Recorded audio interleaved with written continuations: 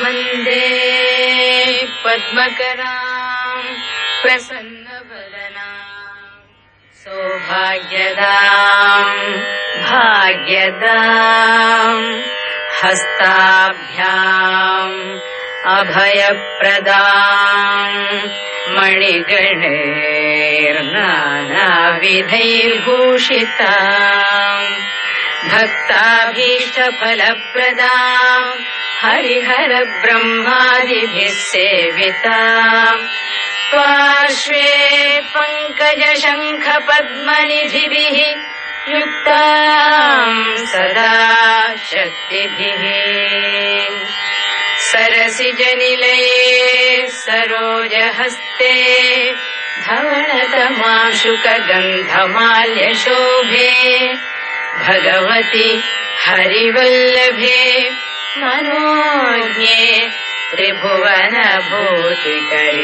प्रसीद मह्यम्।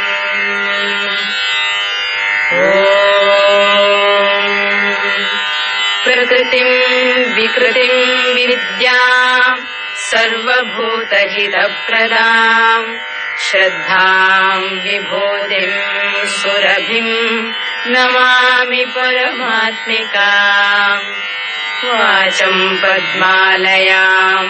पद्मां शुचिं स्वाहां स्वधां सुधां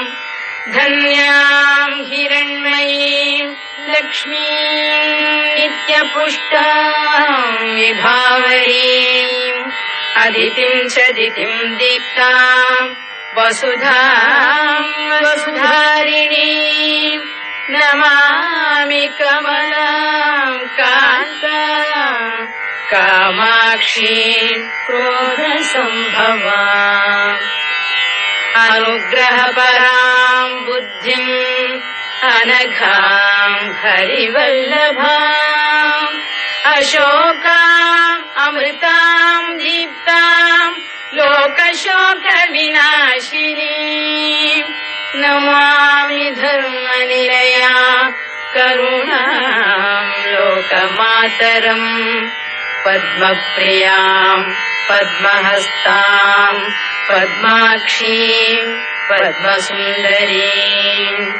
पद्मोद्भवां पद्ममुखीं पद्मनाभप्रियां रमां पद्ममालाधरां देवीं पद्मिनीं पद्मगन्धिनीं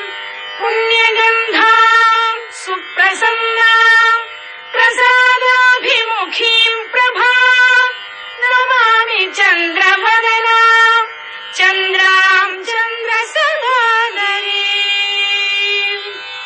चतुर्भुजां चन्द्ररूपां इन्दिरां इन्दुशीतलां आह्लादजननीं पुष्टिं शिवां शिवकरीं सतीं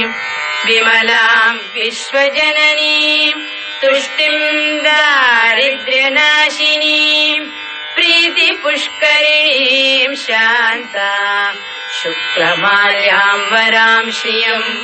भास्करीं बिल्वनिलयां वरारोहां यशस्विनीं वसुन्धरां उदाराङ्गां हरिणीं हेममालिनीं धनधान्यकरीं सिद्धिं स्त्रैणसौम्यां शुभप्रदां नृपवेश्मगतानन्दां वरलक्ष्मीं वसुप्रदां